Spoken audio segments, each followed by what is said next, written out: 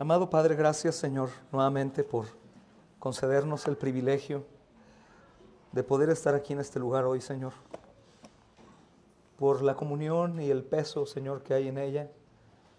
Porque tenemos el privilegio hoy, amado Señor, de poder estar contigo, Señor, reconciliados.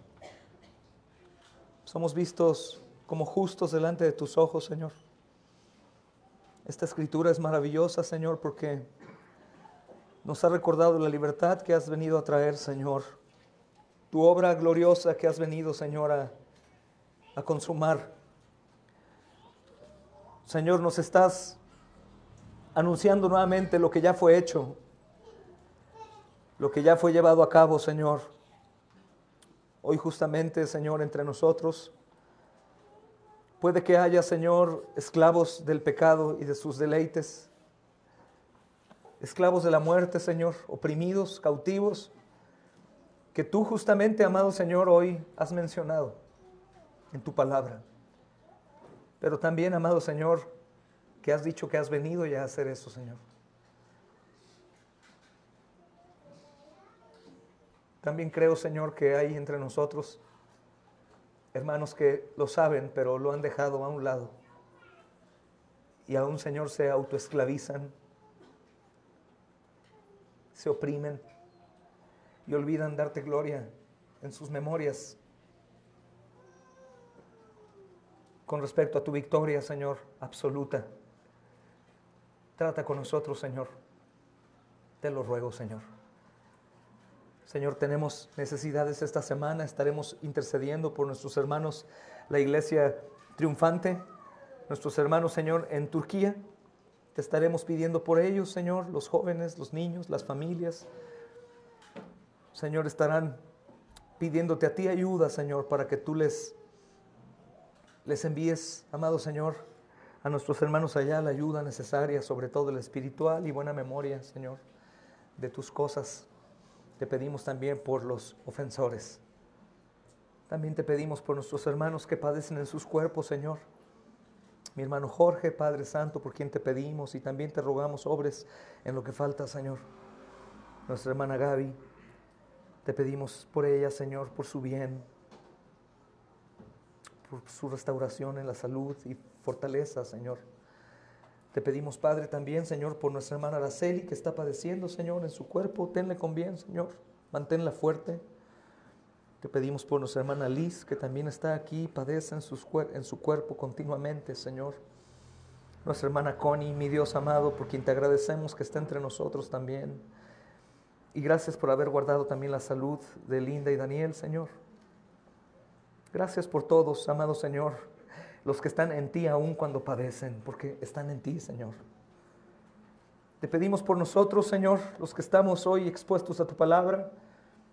La iglesia, Señor, amado, que está anhelando escuchar tu palabra. Te pedimos por nuestros amados, Señor, ahí en Melaque. Guárdales, ayúdales. Nuestros hermanos, Señor, en Tamaulipas, ayúdalos, guárdalos. Nuestra familia, Señor, también que está, Señor, en Morelia. Te pedimos por la familia, Señor, también en la fe que está, Señor, en Monterrey, en Cuernavaca, en Kansas, en Texas.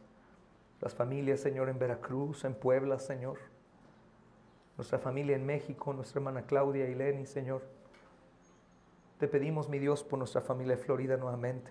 Señor, anhelamos de ti, anhelamos tu palabra, anhelamos, Señor, ser transformados hoy, Señor, más a la imagen de Cristo.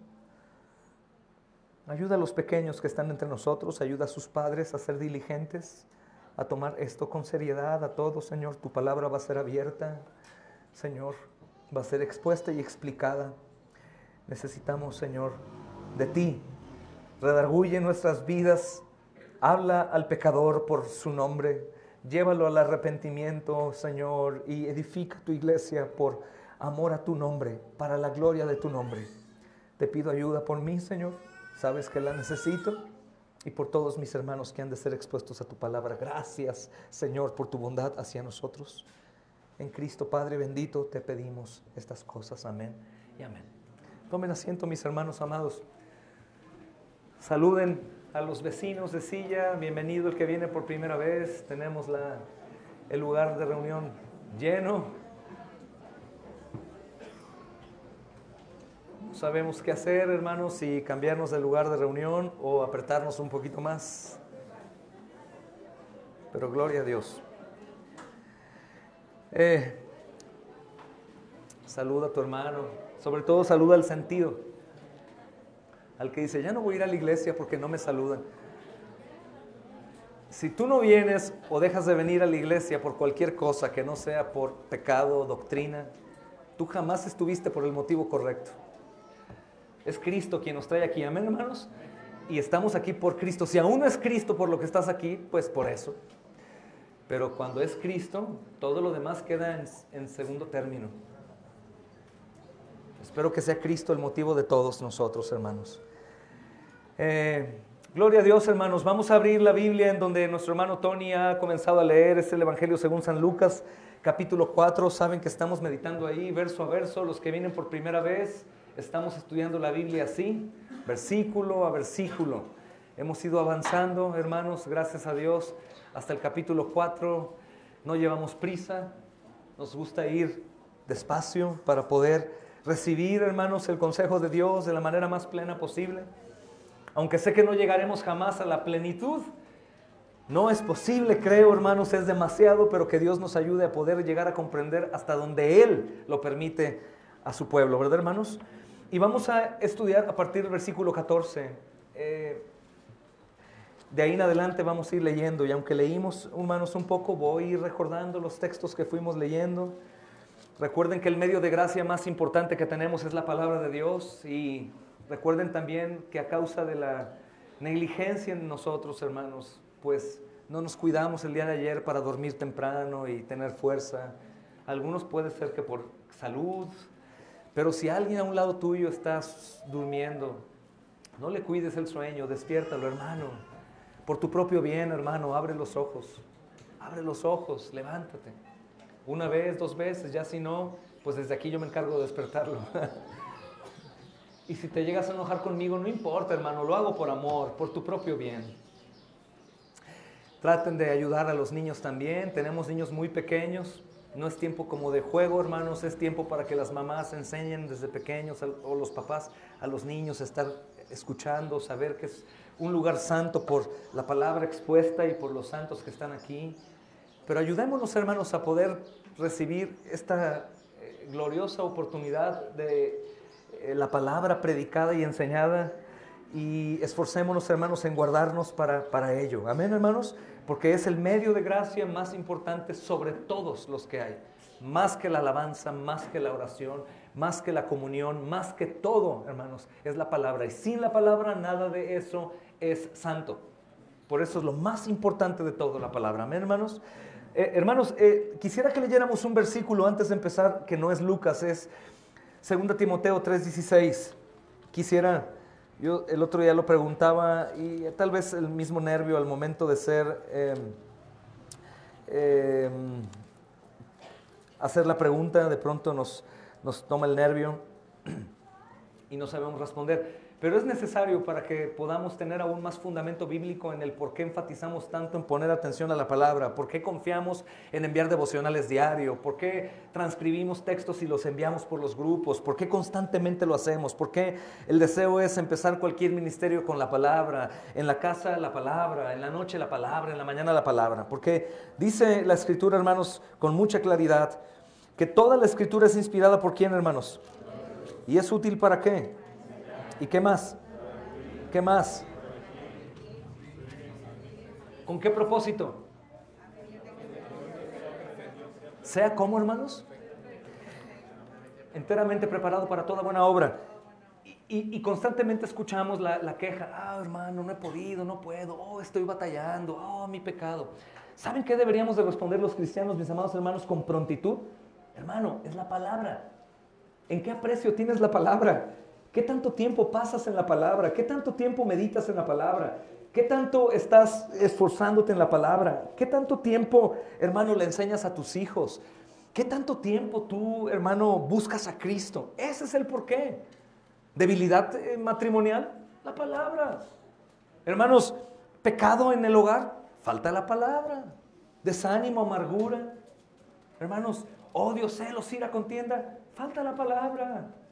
Hermanos, es toda la Escritura inspirada por Dios y es de utilidad o sirve, podría ser también, hermanos, para redarguir. Por eso cuando estamos enseñando la palabra, algunos que permanecen en sus pecados son golpeados. Y sientes que Dios te habla a ti. Y después el Señor enseña, esto es lo que tienes que hacer, y corrige, derrumba toda, hermanos, barrera que se levantó, y después instruye, después prepara al hombre para que sea perfecto y esté listo. Es la palabra lo que falta, hermanos. ¿Por qué la iglesia actual en muchos lugares está débil y desviada? Por falta de la palabra. Así que tenemos la palabra, hermanos, profética más segura delante de nosotros. Aprovéchalo con todo tu corazón y crea la palabra, que es lo que se necesita para que tu vida sea mejor en Cristo, para que tu ministerio sea mejor, para que en la prueba soportes. Es la palabra, hermanos. Usen la palabra en todo tiempo, mediten la palabra en todo tiempo, memoricen la palabra en todo tiempo. Hermanos, estamos viendo justamente el rechazo que el Señor Jesús va a padecer en Nazaret, y aunque no es de inmediato lo que vemos en el versículo 14, de pronto vemos el viaje que está emprendiendo. No es cualquier viaje. Hermanos, Él se encuentra en Jerusalén, va a ir a Galilea, aproximadamente es 1 día y medio de viaje. Él está, hermanos, viajando, llega a Galilea y Él empieza ahí a predicar. Dice el texto que Él vuelve en el poder del Espíritu a Galilea. ¿Por qué? Porque es Jesús, porque es Dios, pero también porque ha soportado la tentación. Y cuando soportamos la tentación estamos fuertes en Cristo. Y Él vuelve en ese poder del Espíritu a Galilea y se difunde su fama por toda la tierra alrededor de Galilea. Él está enseñando, hermanos, ahí. Dice que enseña en las sinagogas de ellos y es glorificado por todos. Todos están creyendo en Él. El Señor está obrando. El Evangelio de Juan nos dice con precisión qué tipo de milagros han estado aconteciendo. Y el Señor está ahí siendo glorificado por todos. El Señor Jesús viene, hermanos, de un tiempo de prueba, el más fuerte, el tiempo más fuerte de prueba, hermanos, que ha tenido hasta hoy. Es el tiempo en el desierto. Y aunque ya estaba lleno del Espíritu Santo, como nos dijo el versículo 1 del capítulo 4 de Lucas, Él sigue caminando en ese poder al resistir la tentación. Hermano, resiste la tentación y verás que estarás cada vez más fuerte en el poder del Espíritu. Después, hermanos, de experimentar la victoria sobre la tentación del tentador, Él vuelve a hacer su ministerio. Todo esto se relaciona con nosotros, hermanos. Cuando resistimos las tentaciones y vamos a servir, y llegas al territorio de servicio y te sientes fuerte y bien animado. Oh, gloria a Dios, estaba a punto de claudicar, pero aquí estoy por el poder del Espíritu. Es el Señor obrando, hermanos. Cuando alguien por la gracia de Dios resiste la tentación y vence la tentación, siempre, hermanos, la gracia le va a recordar que es superior. Cuando eres vencido por la tentación, el espíritu en el que entras es el espíritu de aquellos que dicen, no puedo, lo intenté, pero no puedo, me esfuerzo, pero no puedo, quiero, pero no puedo. Como si el tentador fuera mayor que el victorioso vencedor. Piensen lógicamente, hermanos, en la carne. ¿Tiene lógica decir que el diablo puede más y sus tentaciones que Cristo y su gracia? No tiene lógica. Ciertamente no tiene lógica porque sabemos que no es así. Sencillo, Cristo puede más y su gracia puede más. El asunto que cuando somos vencidos por el mal y caemos en la tentación, el espíritu en el que entramos es un espíritu de oscuridad. Es como caer y ensuciarte, pues te ves sucio. Te ves sucio y dices, no, ya no estoy limpio, no puedo, no voy a lograrlo. Pero ¿qué tal cuando vences? Que pasas esos charcos de agua sucia en la lluvia y sales vencido con tu pantalón blanco, ni una gota. Dices, gloria a Dios, lo logré, estoy limpio. Cuando vences la tentación hay gozo en tu alma, te sientes bien. Particularmente te platico algo que me ha sucedido a mí. He sido tentado, muy tentado, y de pronto venzo la tentación. Suceden cosas buenas. Mira, te pongo a prueba. Estás enfrente de una tentación y vence la tentación, no caigas en el pecado y espera cosas buenas. Siempre hay una consecuencia buena, hermanos. Esta es una de las maravillosas verdades de la gracia de Dios. Son cosas, hermanos, que están diseñadas para experimentarlas en nuestra rutina diaria. Vences el mal, hay consecuencia favorable. Siempre, siempre. Y eso hace, hermanos, que nosotros sigamos siendo instrumentos para la gloria de Dios. Porque recuerda que el pecado se resume en hacer cualquier cosa que no glorifique a Dios. Eso es pecado. Y piénsalo así, porque si únicamente piensas que el pecado es matar, robar, violar, secuestrar, no, hermanos, pues entonces nadie está en pecado aquí. Pecado es hacer cosas que no glorifiquen a Dios. Y el engañador, Satanás, hermanos, siempre va a terminar atrapado en su propio oficio. Se autoengañará. Él creerá que puede llegar a vencernos, pero se va a dar cuenta que no. Se engañó. ¿Para qué hice lo que hice? Pues con él no funciona. ¿Podemos acaso vencer al tentador? Claro, hermanos, sin ninguna duda, porque Cristo lo venció y nos da gracia para ello. Así que el Señor vuelve a Galilea, tiene un propósito de llegar a Nazaret, y hay un propósito en eso también, como hoy lo vamos a estudiar, si el Señor me permite, hermanos. Esa región de Galilea es un lugar importante. ¿Por qué creemos que Dios lo llevó ahí? Siempre hay un propósito. Dios es soberano, pero siempre hay un propósito. Porque según lo que dice el historiador Josefo, que fue también gobernador de Galilea por un tiempo, hermanos, en ese lugar había unos 3 millones de habitantes. Y particularmente es importante, hermanos, porque era una zona muy poblada, pero una zona también de entrada y de salida. Había como 240 pueblos y ciudades en Galilea. Entonces, hermanos, cada población contaba con aproximadamente 16,000 personas. Por lo tanto, el testimonio que se daba rápido corría. Se corría la voz. Se corría la voz. Es como cuando llegamos a alguna comunidad en donde no hay evangelio, llegamos, damos el evangelio, decimos que somos cristianos y toda la gente dice ya, los cristianos. Mira, ya llegaron los cristianos. Ya están ahí los aleluyas, los peregrinos. Rápido se difunden las noticias, hermanos. Así que creo que el Señor Jesús va ahí con un propósito también evangelístico. Y Él va al lugar importante, las sinagogas. ¿Por qué va a las sinagogas? Porque está enseñando a los judíos acerca de las verdades de los profetas que se están manifestando justamente ya, ahora en Cristo Jesús. Y el enfoque del Señor Jesús, hermanos, en el ministerio, por supuesto que no es otra cosa sino la enseñanza. El enfoque nuestro es la enseñanza. Nos pasamos un buen tiempo, hermanos, en comunión, en oración, en alabanza. Podemos tener algunas reuniones especiales, pero lo importante es la enseñanza. Si no hay enseñanza, hermanos, pues poco sirve lo demás. Lo demás se puede conseguir de otras formas, en otros círculos, hermanos, o relaciones. Pero el propósito del Señor era la enseñanza. Y en este punto temprano de su ministerio, hermanos, pues Él está aprovechando el tiempo porque no hay ya una oposición organizada. Por eso miren el texto, lo que dice ahí, estoy en el 15, y era glorificado por todos. Él llegaba, enseñaba y tenía favor con todos. Conforme vaya avanzando el ministerio, conforme los pecados vayan siendo descubiertos, conforme se conozcan bien su ministerio como Mesías, pues la, hermanos, inspiración satánica en aquellos hombres no humildes se irá levantando poco a poco. Hasta llevarlo a muerte, realmente se consumará ello. El versículo 16 dice que viene ahora a Nazaret. Aproximadamente viaja también otras 5 horas. Esto es muy importante porque su peregrinar no es fácil y Él llega a enseñar. Esta creo que es la porción que más nos conviene profundizar por muchas cosas, hermanos, porque cuando viene a Nazaret, dice el texto ahí, donde se había criado. Oh, hermanos, es aquí en donde el testimonio es probado. Y recordemos una cosa, Jesús es Dios, es hombre, pero ha sido un niño común. Hijo del carpintero, hijo de María, con sus hermanos, juegan la pelota. Hermanos, ha trabajado en varias casas como carpintero, como constructor, porque en este tiempo el carpintero no únicamente era un carpintero de madera, sino también hacía obras de tipo construcción. Él ya ha sido, hermanos, un niño común, un joven común, probablemente ha sufrido mucho ataque de parte de otros que lo ven distinto, como normalmente es. Hay un niño distinto, un joven distinto y los demás lo atacan. ¿Saben quién Él es?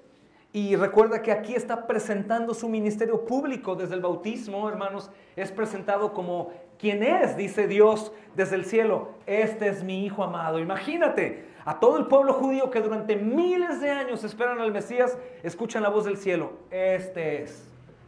Él es. Su ministerio comienza. Va al desierto, es tentado y ahora vuelve después de una jornada de milagros y de manifestaciones gloriosas en la predicación en Galilea. La fama ya se levantó. Pero ahora llega a su casa. Esto, hermanos, es interesante porque no ha pasado mucho tiempo desde que el Señor Jesús trabajó o vivió y trabajó ahí. No ha pasado mucho tiempo. Pero los habitantes de ese pueblo, hermanos, lo conocen a Él muy bien. Y probablemente, hermanos, muchos no creen en Él porque como el hijo de mis vecinos es el Mesías prometido. Esto me gusta mucho porque nos lleva a salir del error de que siempre el Señor Jesús se vio como resplandeciente en gloria, que caminaba sobre el agua, y esas versiones, hermanos, que son apócrifas de lo que te mencionaba de otros evangelios, que dicen que el Señor Jesús hizo milagros con animales de niño y que un niño murió y lo resucitó y que de pronto caminó de azotea a azotea flotando en el aire. No, hermanos, tal parece que eso no sucedió. La Biblia no nos dice, así que no es bueno profundizar. Más bien nos vamos a la naturaleza de lo que la Biblia narra. Tal parece que Él fue un niño común y corriente, semejante a nosotros, pero sin pecado. Por lo tanto, era impactante estar con un niño, un joven sin pecado, pero también es chocante. Cuando habita un santo entre nosotros que lucha contra el pecado y que constantemente está debatiendo contra las tentaciones y vence, ¿qué creen, hermanos? Aún ese individuo en la propia iglesia no es bien visto. Sé santo y experimenta eso. Sé santo y experimenta. Sé santo en tu manera de hablar, de vestir, de ministrar, de servir, de orar, de estudiar. Ese olor a nuestra carne aún no nos es grato, hermanos. Es muy exagerado, se cree mucho, se siente flotando, parece ya glorificado. Y muchos adjetivos podemos darle a un hombre, una mujer o una familia que está viviendo en santidad. No es bueno siempre a nosotros. Hermanos, regresa a ese lugar en donde ha trabajado, donde ha convivido, donde ha reído, donde ha corrido, donde se ha congregado, hermanos, porque mira lo que dice el texto. Y en el día de reposo entró a la sinagoga conforme a la costumbre. Dice la Reina Valera del 1909, que nuestros hermanos que están estudiando el seminario ya les exhortaron a leer esa traducción. Dice, como era su costumbre, dice conforme a su costumbre. La Reina Valera 60 nos da a entender que es conforme a la costumbre de ¿quiénes?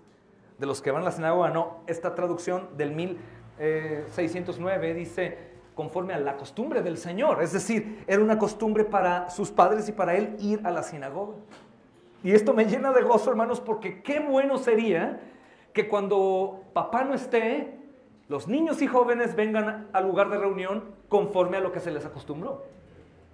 Y no tristemente que el papá y la mamá eran fluctuantes en congregarse porque tenían un callo o porque la llanta se ponchó o porque se hizo 5 minutos tarde, y que el niño también crezca y diga, no era mi costumbre, realmente cuando podíamos íbamos. ¡Wow! Pero María y José fueron padres, hermanos piadosos. Enseñaron al Señor Jesús a ir hasta que se hizo costumbre. ¿Han tenido en sus familias, hermanos, costumbre de hacer algo? Por ejemplo, una costumbre que nosotros hemos adoptado es levantarnos y lo primero que hacemos es orar. Desde la cama. ¿Ya oraron? Se escucha desde mi cuarto al cuarto de los hijos. ¿Ya oraste, amor? A mi esposa. ¿Ya leyeron su capítulo de hoy?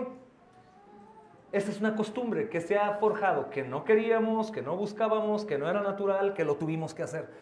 La gente que va a la sinagoga probablemente también. Se le hacía tarde, no desayunaron, se les ponchaba el carruaje, la madera se atrofiaba. Todas las mismas cosas que tú y que yo. Igualito, le dolía la cabeza, tenía sed, sentía como que se le iba a atorar el pie y no se le atoró. Todas esas cosas, hermanos, también. Pero ellos lo hicieron costumbre, tanto que cuando el Señor crece, Él va como es costumbre. Él dijo, es sábado. Es como si nosotros salimos a otro lugar por X o Y. Es domingo, tenemos que ir a buscar una congregación, vamos a buscar nuestra red de iglesias, o vamos a preguntar al pastor qué iglesia nos recomienda. Tenemos que ir. Porque es domingo, caray, es la costumbre. Celebramos la resurrección y la victoria de Cristo, hermanos. Entonces Jesús aparece ahí. No porque es Dios y quiere ir. ¿Sabes? Si hay una persona que no necesita congregarse, ¿sabes quién es? Él. Él no necesita congregarse, hermanos. El pueblo se congrega por él, pero él en su naturaleza humana tenía una costumbre, reunirse con el pueblo de Dios para adorar a Dios.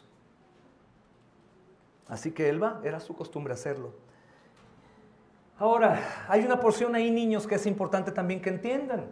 ¿Por qué se levantó a leer si es la primera vez que llega en su ministerio? Es como si acaba de ser ordenado. Acaba de ser ordenado como el Mesías, porque en el bautismo es inaugurado su ministerio como tal, el Padre dice, Él es, ¿verdad? Él es en quien me complazco. Tenemos que escucharlo. Así que Él ya comienza su ministerio público delante de todos. Ya en Galilea enseñó.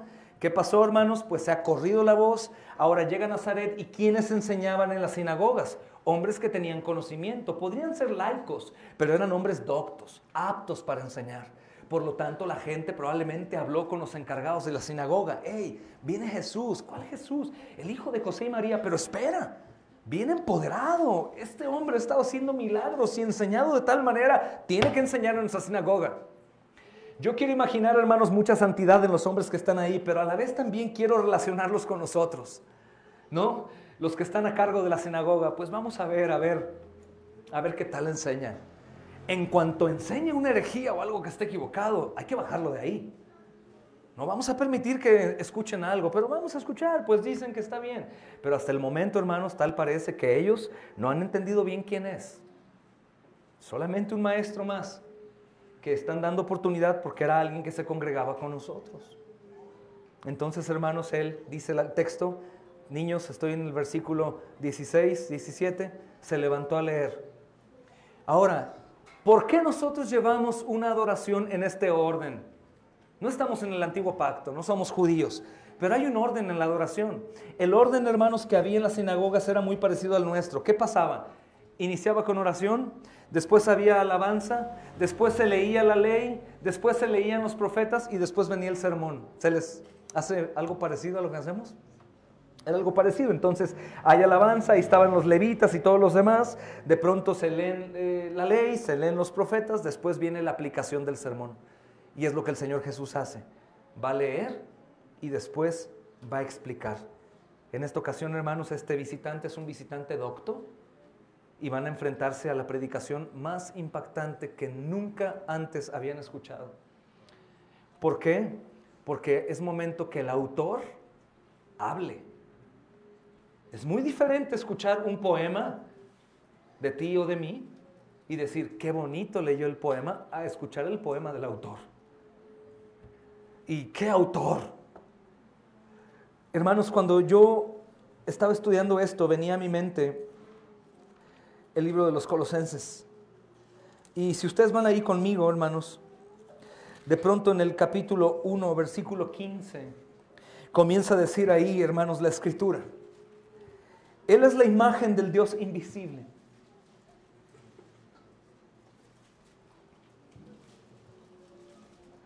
Es el primogénito de toda la creación. Porque en Él fueron creadas todas las cosas. Las que hay en los cielos, las que hay en la tierra, visibles e invisibles. Escucha, sean tronos, sean dominios, sean principados, sean potestades. Todo fue creado por medio de Él y para Él. Y antes, escucha, Él es antes de todas las cosas y todas las cosas en Él, por Él subsisten. Este es el hombre que está en la sinagoga. Es el hombre que va a tomar la escritura. Todos se deben a Él. Todo su culto a lo largo de miles de años es por Él, es para Él. Todos los libros que han leído los profetas y la ley y la explicación viene de Él y es para su gloria y ahora Él está enfrente. Humanamente hablando, hermanos, entendemos la pequeñez, la mente limitada de los hombres que están ahí. Tiene lógica, hermanos, ver a un niño toda tu vida al lado tuyo y ver a un joven de pronto se va, trabaja, hay buena fama, llega y tú quieres ver. Y que llegue y te diga, soy el Mesías. Pero hermanos, algo debemos entender que más adelante nuevamente confirmaré. Si alguien no creía en Él, no era culpa de Él. No era culpa de Él. Si alguien aquí no cree en la palabra predicada, no es culpa de la palabra ni del predicador. Tenemos suficiente prueba para creer. Suficiente. Sobre todo cuando la palabra redarguye tu corazón, que discierne los pensamientos y traspasa tu alma y hasta los huesos. ¿Por qué? ¿Cómo? ¿Quién? ¿Quién sabía ese secreto tuyo? ¿Quién sabía la oscuridad de tu alcoba? Todo lo que maquinabas, lo que pensabas, lo que practicaste, el pecado en el que caíste. ¿Quién? Si no viniste a decírmelo a mí. El que cree tiene fundamento para creer. El que no cree no tiene fundamento para creer. Hermanos, Él está ahí. Está ahí el autor de la vida. El Señor, mis amados hermanos, está ahí. ¡Qué impresión! Porque, hermanos, esta sinagoga que está en Nazaret, hermanos, es una sinagoga que el Señor estaba visitando. Y seguramente entre ellos ya habían visto algo distinto en Jesús durante todas sus visitas. Y ahora se confirma. Era para que ellos dijeran, con razón, por eso veíamos a ese niño así. Por eso era impactante hablar con él. Por eso cuando joven y veíamos la manera en cómo respondía con el mal que le daban, cómo oraba, cómo se relacionaba, con razón, pues era lógico, él tenía que ser el Mesías. ¿Cómo fuimos tan ciegos? Pero no, qué difícil, hermanos, recibir la enseñanza, qué difícil entender, hermanos, que el Mesías no vendrá como me lo imagino, vendrá como Él es.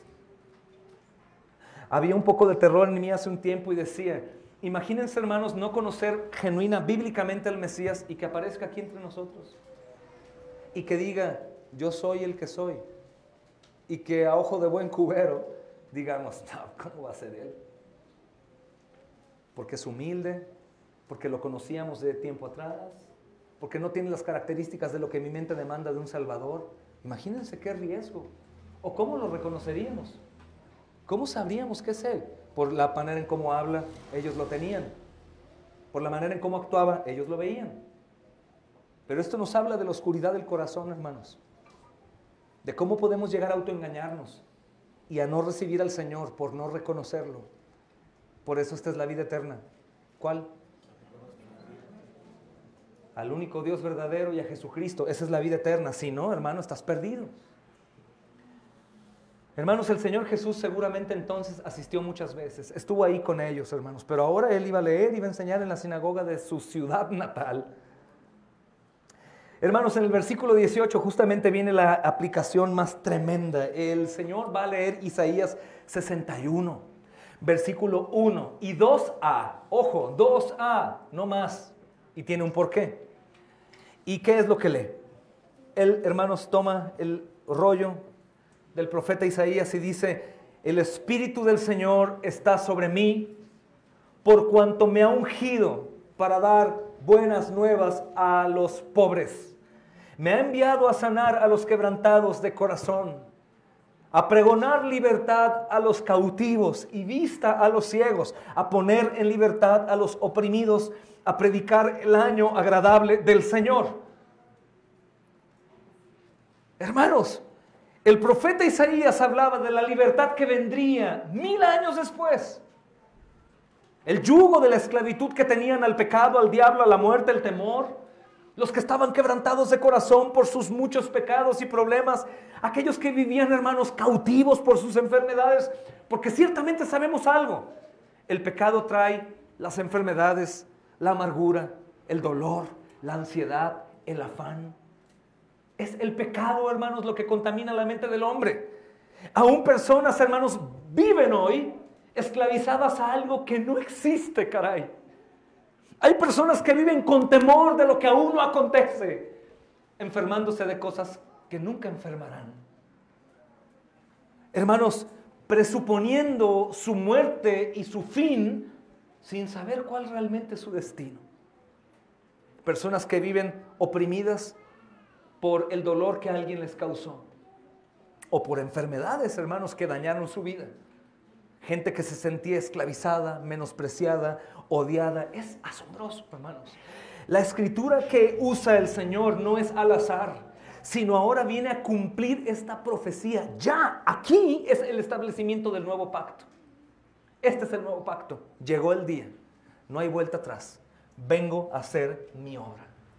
Esto es increíble, hermanos. ¿Por qué? Porque, hermanos, viene, fíjense bien, el primer texto dice aquí que ha venido a traer buenas nuevas a los pobres. Viene a mi mente, por ejemplo, el paralítico, que es llevado, hermanos, y se abre el techo y de pronto es bajado ahí y el Señor lo sana, pero también le dice, perdonado. Imagínate su condición. Estoy paralítico, mira, soy miserable, no puedo hacer nada por mi propia cuenta. Yo no podría correr al Mesías. ¿Cómo podría ser un hombre como yo, maldito, inservible, perdonado? Sanado y perdonado, porque ha venido a traer buenas nuevas a los pobres. Viene, por ejemplo, mi amado hermano, el leproso. Una persona, hermanos, contaminada en su carne, que era considerada maldita, que no podía acercarse a las personas, no tenía ningún privilegio, era un muerto viviente. Señor, si quieres tú puedes sanarme. Y el Señor, sí quiero, sí quiero. Eso sucede con el ciego, sucede con el cojo, con la mujer con flujo, la mujer encorvada. Hermanos, ciertamente vino a hacer eso. Recuerdo, por ejemplo, la mujer adúltera. ¿La ley la condenaba? Claro. ¿Merecía morir? Claro. Pero es que había venido a pregonar libertad a los cautivos, a los ciegos darles vista, a libertar a los oprimidos. ¿Esa mujer crees que sabía que estaba pecando si era una judía? ¿Crees que se sentía cautiva en su pecado? ¿Crees que estaba ciega a no ver el perdón de Dios? Sí.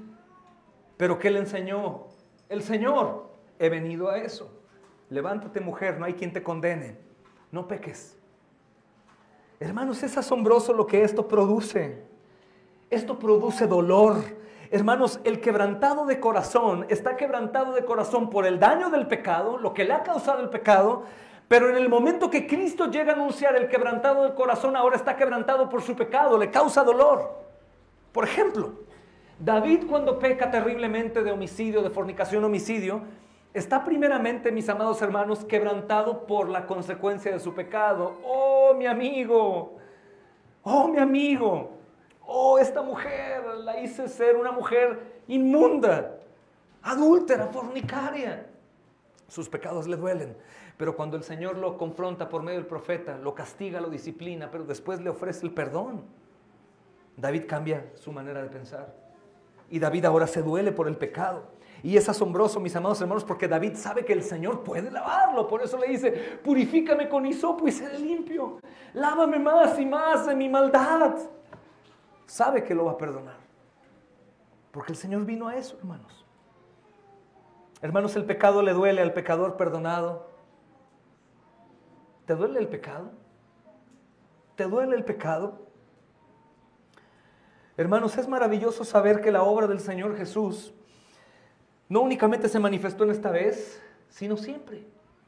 Pero en esta vez se inaugura como efectiva, como en acción. Y no sé con quién te identificas. ¿Con los pobres? No hablo de pobres económicamente hablando, porque hay pobres económicamente hablando muy soberbios y altivos y orgullosos.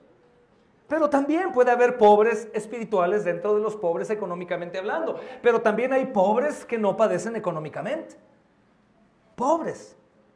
Aquellos que se sienten despreciados, desdichados, miserables, oprimidos. Bienaventurados. ¿Por qué? Porque he venido a darte buenas nuevas a ti. Tú que te valoras poco, tú que te sientes inservible, tú que no encuentras en ti vida ni nada especial como para dar al mundo y a los demás. Oh, mi amado, he venido a darte la buena nueva. De ti sacaré algo glorioso. De a ti voy a hacer algo grande. A ti voy a usarte para mi gloria. Hay otros también, hermanos, dentro del pueblo de Dios que están quebrantados de corazón. Oh, hay tanta violencia y mal en el mundo. Desde niños, desde bebés sufrieron. Toda su niñez, hermanos, su edad adolescente y su adultez marcaron su vida. Están en esa condición por el pasado que a causa del pecado ellos han experimentado. Gloria al Señor. ¿Por qué? Porque Él vino a sanar a ese quebrantado de corazón y hacerlo nuevo. Él no vino solamente a reparar, hermanos, para que sea una vasija con cera, sino viene a hacer una vasija nueva, sin cera. Una obra sin cera, sin defectos, sin cuarteadura. Eso viene a ser. Oh, pero pastor, no sabes, estoy tan quebrantado. Oh, mi vida pasada, oh, lo que me hicieron, oh, mis sufrimientos, oh, mi hijo muerto, oh, mi padre que me abandonó. Fui abusado, fui violado. Sí, es terrible, terrible. Son sufrimientos que son dignos de considerar y de marcar la vida de alguien. Pero ¿qué crees? He venido a sanar a los quebrantados de corazón, dice el Señor. Y tienes dos. O le crees porque Él ha dicho que lo hace, o no le crees y continúas quebrantado de corazón, aunque el médico esté enfrente de ti para sanarte. Me envió a eso. También hay otros hermanos que están cautivos a las drogas, al alcohol, a la pornografía, al odio, a los celos, al miedo. Hermanos, entre nosotros hay gente que vive con miedo todo el tiempo. No le temen a Dios y al pecado, pero le temen a todo. Te digo algo, el Señor también vino a darte libertad. Estar cautivo es terrible. Estar con miedo en esta vida con un Dios como el nuestro es terrible, hermanos. Estar cautivo a un vicio diciendo que lo necesitas es horrible. Estar cautivo a la pornografía, mi hermano, es horrible. No hay un solo pecado que me tenga cautivo el cual me haga feliz. Ni uno solo, hermanos. Todos los pecados siempre me amargan, me oprimen, me llenan de ansiedad, me tienen mal. No es libertad ser un cristiano y estar cautivo a algo que no sea cautivo a Cristo. Esto me encanta, hermanos, porque nos saca de ese espíritu moderno de una libertad a medias. Sí, hermano. Sí sé que Cristo vino, que hizo su obra, pero también entiende, digo, somos humanos y pues tenemos esto. Bueno, hermano, tienes dos opciones. O creer en la debilidad del Evangelio de Cristo o creer en el todo poder del Evangelio de Cristo. ¿Y por qué digo todo poder? Porque el Evangelio, ¿qué es? ¿Poder de quién? Hermanos, si Él dice que vino a traer libertad a los cautivos, ¡qué bendición! Es esta escena de un hombre que está cautivo a algo, a un temor que lo consume de noche y lo hace estar drogándose para dormir, para pensar, para poder vivir. Y que dice: Señor, creo que tú has traído libertad a mi mente, Señor. Creo que tú has abierto esta cautividad, Señor, a la prisión que yo llevo desde hace tantos años, porque ciertamente me he dado cuenta que vivo igual antes de Cristo que después de Cristo. Y ni aún, hermanos, la era del tiempo es igual antes de Cristo. Y dicen: creo que tú me has traído libertad. Hermanos, no sé si hay alguien aquí, perdón que tome estos temas de forma temática, pero es importante. ¿Hay alguno aquí que aún no perdone algo que sucedió en su pasado o algo que alguien le hizo, que le ha afectado hasta su presente? Estás cautivo a esa persona, a esa idea, a ese trauma, a ese daño. He platicado con gente cristiana que dice: no, es que la verdad, si mi padre no hubiera hecho esto, o si no me hubiera pasado, es que un día me pasó, es que llegué a ser, ¡ey, caray!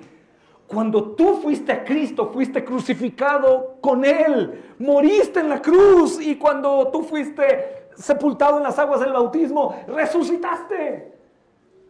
Los que están en Cristo pasan todas las cosas atrás, se quedaron allá atrás y ahora todo es hecho nuevo.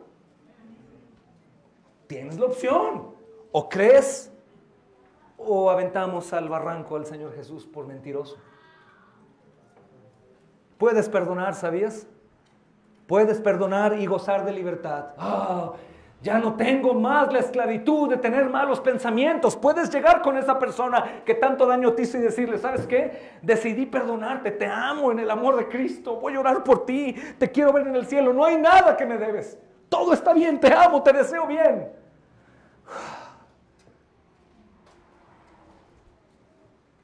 Hermanos, hay quienes han sido oprimidos toda su vida y es triste ver este tipo de personajes dentro de la iglesia oprimidos, oscurecidos, como seccionados. Esto es increíble. El Señor vino a traer libertad también al que está oprimido. Oh, hermanos, que toda mi vida he sido así. Perdóname, ¿toda tu vida cuándo? ¿Cuando estabas vivo muerto o cuando estás vivo en Cristo? Si estás en Cristo, eres nueva criatura. Olvídate de eso. Si antes eras así, si eras seccionado, si eras apartado, si eras el niño, como el pastor Charlie, el niño apartado que nunca tenía relación con nadie, ahora no. Ahora el Señor te ha venido a traer libertad. Ya no estás oprimido. Fuiste oprimido, pero ese oprimido murió con Cristo también. Ay, hermano. Gloria al Señor. Me siento vivo, me siento feliz. ¿Le crees a Cristo o lo aventamos al barranco por mentiroso? Hermanos, cuando el Señor dice: el Espíritu del Señor está sobre mí, el que está hablando en este pasaje de Isaías es Cristo mismo. Si los niños quieren saber qué estoy hablando, en Isaías 61 viene esto que está leyendo ahora Jesús. Lo voy a explicar un poco mejor. ¿Qué es lo que pasa? Isaías lo dice hace 900 años. Lo escribe inspirado por el Espíritu Santo, porque la Escritura es inspirada ¿por quién? Oh. Entonces Isaías lo escribe. Entonces las sinagogas tenían rollos con el escrito de los profetas y la ley. El día que Jesús llega a la sinagoga donde se congregaba de niño, le dan ese rollo y lo toma y lo abre. ¿Qué lee? Isaías 61. ¿Qué dice Isaías 61? El Espíritu del Señor está sobre mí. ¿Sobre Isaías? ¿Sobre quién? Sobre Cristo. Pero Isaías escribió, pero 900 años después, de aquel del que se escribe y quien escribe está leyendo esa escritura. Imagina, está leyendo la escritura que no solamente él inspiró, sino que habla de él y de su obra gloriosa. Por lo tanto, toda la esclavitud de miles de años del pueblo de Dios, ahí se terminó. Porque ahora llega a inaugurar el nuevo pacto. Todos ustedes que son esclavos al dolor, todos ustedes que son pobres y que tienen su corazón roto, todos ustedes que están cautivos a un yugo de esclavitud por todas las cosas, todos ustedes ciegos, todos ustedes oprimidos, ¿qué creen? He llegado a libertarlos. Eso es maravilloso, hermanos. ¿Vino o no vino? ¿Cumplió o no cumplió? ¿Es el Mesías o no es el Mesías? No hay un medio, hermanos. No hay un término medio. Por eso el Señor aborrece al tibio. Hermanos, el que habla en este pasaje es Cristo. Ungir significa espolvorear o aplicar ungüento, pomada líquida o aceitosa, según el diccionario bíblico. Hermanos, las personas del Antiguo Testamento a menudo eran literalmente ungidas con aceite. Por ejemplo, los sacerdotes fueron ungidos en sus servicios para el Señor. En Éxodo 28 nos recuerda. Y se aplicó literal, hermanos, pero como en señal del Espíritu, a nosotros unción también en nuestras vidas y servicio. Literalmente fuimos ungidos, pero por el Espíritu Santo. El Nuevo Testamento únicamente habla de esa unción en 2 ocasiones en cuanto al ayuno y a los enfermos. No voy a hablar de ese tema, pero si te preguntas si yo personalmente uso aceite con los enfermos, cuando sí lo uso en ocasiones. El aceite, hermanos, en la cabeza era solo representación externa del verdadero trabajo espiritual obrando dentro de los hombres. Siempre lo ha sido así. No hay nada especial, no hay nada mágico. Todo es en un sentido espiritual. Pero al Señor, hermanos, le plació así, hacerlo literalmente, de forma física, pero el significado es siempre espiritual. Amén, hermanos. Y Él dice, me ungió. En esta profecía, hermanos, pues el Mesías está anunciando que Él vino a sanar un daño quíntuple. ¿Cuál es el daño quíntuple, niños? Vean en esos textos, del 1 al 2a. Y este daño quíntuple, ¿qué creen, mis amados? Lo trajo el pecado. No hay ningún daño que haya aquí que el pecado no haya traído. Ni uno solo que el pecado no haya ocasionado. ¿Por qué? Porque el pecado es lo que causa todo el daño. Por lo que debe haber una gran obra de redención. Por eso, siendo el pecado el gran daño a los hombres, es el pecado nuestro gran enemigo.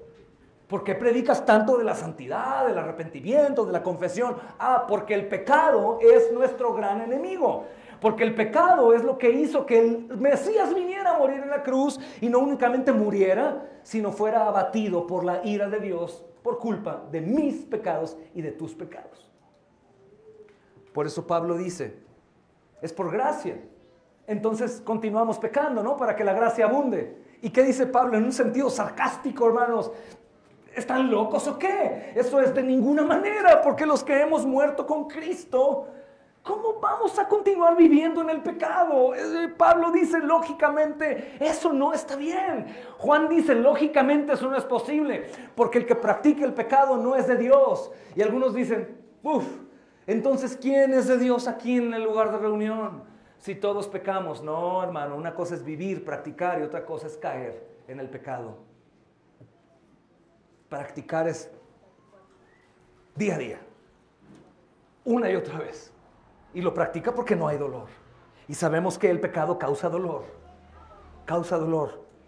Hermanos, el pecado causa daño. Tú te preguntas qué es lo que destruye los hogares. El pecado. Entonces lo que preguntas, ¿qué hace que una persona pueda llegar a enfermarse? El pecado. No, digo, de raíz es el pecado, pero también el pecado lo puede llevar a enfermar. Divorcios, el pecado. División de iglesias, el pecado, hermanos. El pecado. El pecado es nuestro enemigo y el pecado está fuera y dentro de nosotros. Por eso combatimos ardientemente en fe contra el pecado. Porque el pecado causa daño. El pecado crucificó a nuestro Señor. Si le hizo tanto daño a nuestro Señor, hermanos, toda la ira de Dios por causa de nuestro pecado, nosotros tenemos que odiar el pecado también. Les di un devocional antier, justamente, que es odiar lo que Dios odia. El pastor dijo odiar. Estamos llamados a amar. Entonces, ¿estamos llamados a amar a Satanás? ¿A odiarlo? Claro. Dios ama a los que odian el mal. Debemos odiar el pecado en todas sus presentaciones. En todas sus presentaciones, desde la más pequeña, desde el pensamiento que comienza a maquinar con respecto al mal a alguien. Murmuración, celos, iras, contiendas, cosas que empiezan a cocinarse en mi corazón. Ódialo. Ódialo y sácalo fuera. Y no únicamente los de comisión, sino también los de omisión. Odia el pecado. El pecado hace daño, el pecado mata. La paga del pecado es muerte. Hermanos, por ejemplo, el primer punto, niños, dice, me envió a dar buenas nuevas a los pobres. Buenas nuevas a los pobres.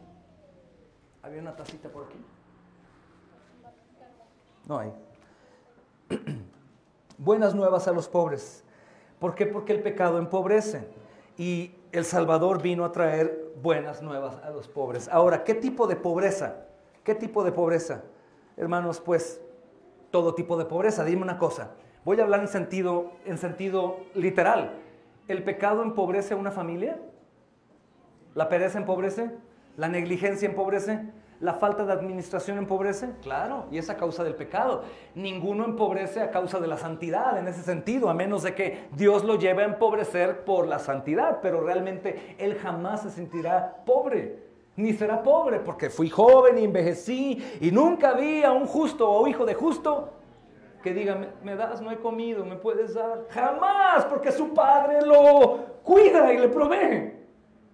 Todo el que pide siendo cristiano, le puedes decir, creo que tú no estás siendo justo.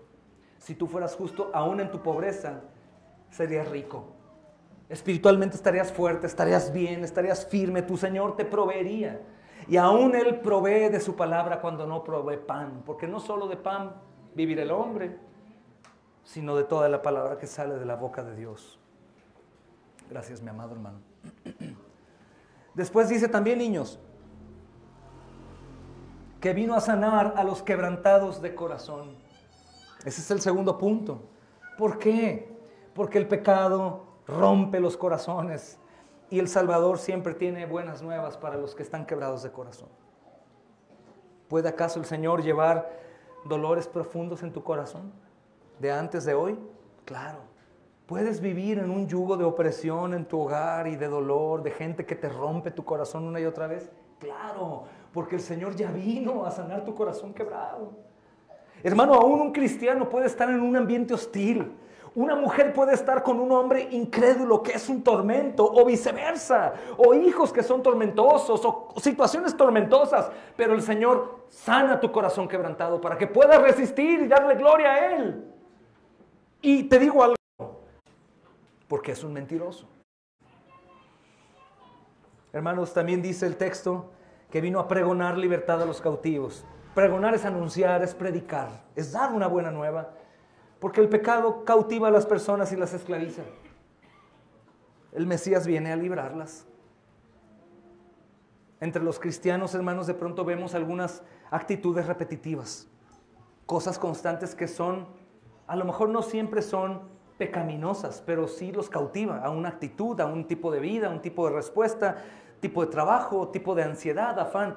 Hermanos, párense en la brecha. Sean valientes, apliquen el texto que leíamos en la mañana. Mi amado hermano, digo, no soy quien para decírtelo, pero tú no estás bien, hermano. Tú le crees a Cristo, amén. Entonces, ¿por qué estás cautivo a esa condición?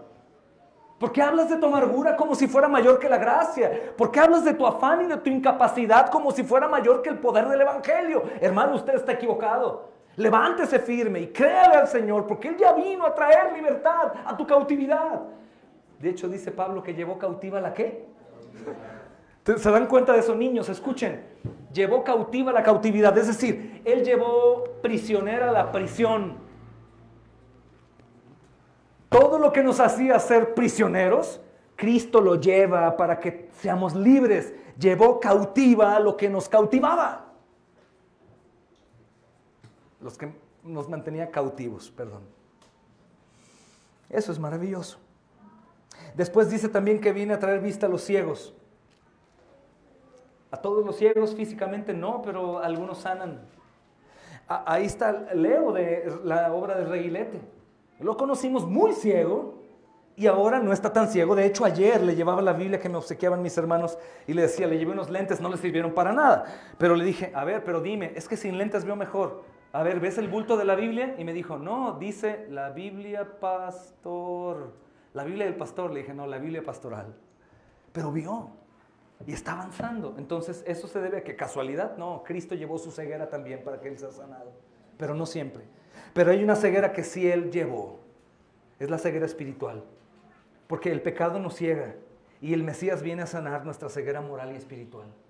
Quiero detenerme un poquito aquí, hermanos, sobre todo con los que son un poco inmaduros en su ministración de otros. Hay quienes dentro de la iglesia dicen, es que el hermano no se dio cuenta de lo que hizo. ¿Es cristiano? Sí. No, estás muy equivocado. No quieras confundirme y no quieras decir cosas que van en contra de la Escritura. Todo aquel que nace de Cristo tiene ojos para conocer. Su conciencia ahora está más iluminada que nunca. Por ejemplo, una mujer, hermanos, que no es piadosa en su vestimenta y que sabe que llama la atención de los hombres.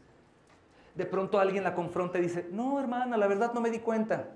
Tienes dos opciones, o eres ingenua y le dices, ay, sí es cierto, pobrecita la hermana, no se dio cuenta. O dices, mi hermana, ¿usted cree en Cristo? Sí. No mienta, usted sabe lo que está ocasionando. Con esa certeza, sí está en Cristo. Si no, es porque no está en Cristo y está ¿cómo? Igual cosas, no me di cuenta que te robé, papi. Es que vi ahí el billete afuera y pensé que era una servilleta y me soné con él y vi que no y después lo limpié y me lo guardé en la bolsa. Pero no me di cuenta. ¿Estás tratando de decir que el Espíritu Santo miente? ¿Eres creyente? Sí, papá. ¿Y por qué dices que no te das cuenta del pecado? Todos absolutamente que están en Cristo tienen vista ahora. Ven lo que no veían, hermanos, con mucha claridad, entienden lo que no entendían y pueden dimensionar lo que significa pecar. Aun cuando no es grave. ¿Sabes lo que estás haciendo, cierto o no? Tú puedes agarrar a alguien y decirle, hermano, a ver, ¿sabes lo que estamos hablando, sí o no? Sí, claro. ¿Por qué? Porque es un cristiano y porque el Señor vino a traerle vista al ciego. Aquí no hay de que no sabía. No, hermanos, la luz vino al mundo. La luz vino al mundo. Los únicos que quieren permanecer en su ceguera, dice Juan en el capítulo 3, son aquellos que no vienen a la luz. ¿Por qué, hermanos? Para que no sean reprendidas porque la luz la saca a la luz y ellos no quieren, mejor la esconden en la oscuridad y no vienen a la luz por eso. Tú sabes qué es la verdad. Hay algún tipo de persona que se victimiza. Nadie me ama, nadie me hace caso, nadie me busca, nadie me quiere. No, escúchame bien, jovencito Alan. Tú eres el que no nos ama, tú eres el que no nos buscas, tú eres el que no estás con nosotros. No confundas las cosas, ¿cierto o no? Sí, pastor. Ándele, entonces no quiera ser mentiroso a Dios. Usted ve bien, usted sabe cuál es el problema. Esto es importante, hermanos, para nuestra conducta, nuestro amor fraterno, nuestra amonestación y exhortación. ¿Sabes lo que estás haciendo, sí o no? Sí. Eres de Cristo, gloria a Dios. Si me dices no, y en realidad yo veo que estás ciego, pues no puedo hacer nada. Darte el evangelio. Pero mira, qué bueno que te sabes ciego.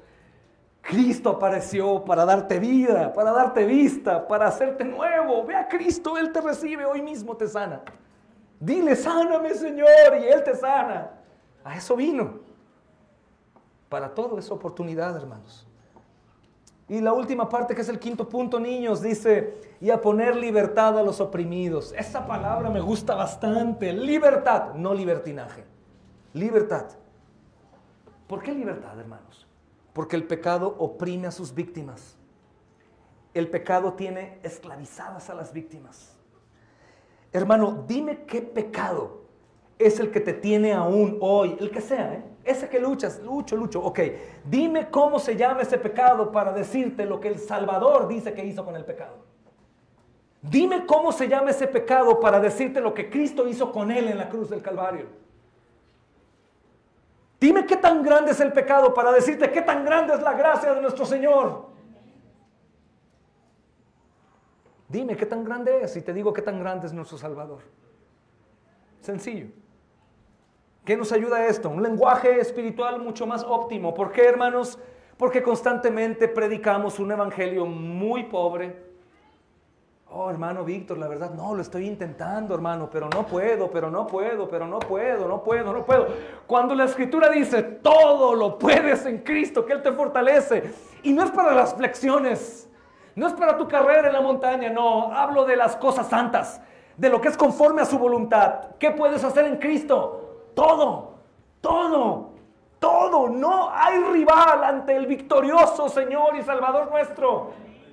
No hay un rival. Estás oprimido porque quieres estar oprimido. Porque si tú quieres en Cristo, puedes salir libre. Si no, bueno, permanece oprimido. Es más, me atrevo a decir algo. Es más cautiverio y más prisión lo que un drogadicto tiene con su droga que lo que un cristiano con su pecado. Él sí no puede, él necesita una terapia. Tal vez ya dañó su cuerpo, no tiene dopamina y le hace falta un medicamento, una terapia. Bueno, para el pecado en el cristiano no existe absolutamente nada que pueda oprimirlo si él cree que Cristo lo ha venido a libertar. Por lo tanto, cuando el cristiano cae en pecado, lo que hace, como sabe que es libre, confiesa y se arrepiente. Porque es libre para confesar y arrepentirse. El pecado oprime a las víctimas. El Señor viene a traer libertad a todos los oprimidos. Hermanos, ¿habrá alguien aquí que esté oprimido por algo? Oprimido por un afán, oprimido por una ansiedad, por un temor, oprimido por la ira, oprimido por un pecado, oprimido por cualquier cosa. Te quiero anunciar a ti, el Señor vino a traerte libertad. ¿Te sientes oprimido por la preocupación? El Señor vino a traerte libertad. Deja tus cargas en Él. ¿Qué te oprime? ¿Qué te oprime? El Señor te ha venido a hacer libre. O tengo dos cosas. O le crees al Señor y a su palabra, o lo avientas por el peñasco y lo matas por mentiroso. No hay de otra, hermanos. Es realidad. Porque afortunadamente el Señor Jesús, hermanos, no solamente vino a predicar, sino vino a predicar libertad, incluso a traer liberación, no únicamente anunciar, vengo a traer libertad, sino a dar la libertad.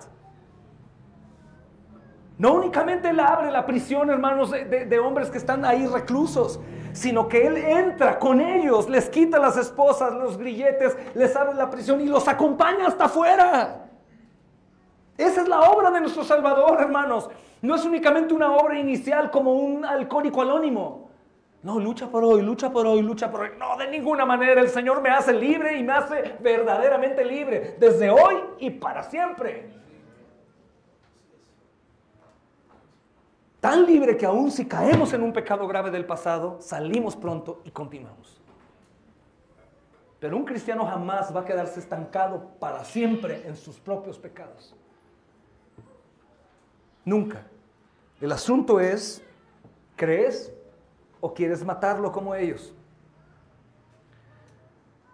Hermanos, el Señor vino a eso. Y saben, esto se lo pueden apropiar cada uno de ustedes de forma particular. Porque probablemente algunos hermanos de pronto hay más relación, lucha contra el pecado continua, porque tenemos pues más relación porque servimos juntos y eso. Y algunos se sienten ahí como olvidados. No. Pues el Señor viene a traerte ese anuncio a ti.